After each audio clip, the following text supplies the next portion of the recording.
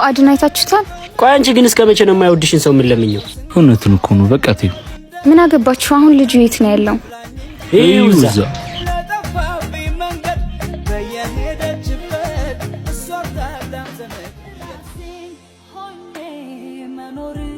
ግን ደህና ነህ? ቆይ አንቺ ልጅ ግን ለምን አትተኝም? አጠፋሁ። በቃ በሄድኩበት ሁሉ አትከተይኝ። እኔ ባንቺ ምክንያት ክላስ ቀየርኩ፣ ከጓደኞቼ ጋር ተለያየሁ። በቃ ትረብሽኝ፣ ተይኝ። በቃች ልጅ ዛሬም ሊያስደብራት ነው። ሲጀመር ልጁ ያስነካት ነገር አለ። ኧረ አለ በደንብ ነው። ግን እኮ ተወደኝ ነበር። አሁን ደግሞ ጠላሁሻ። በቃ ተይኝ።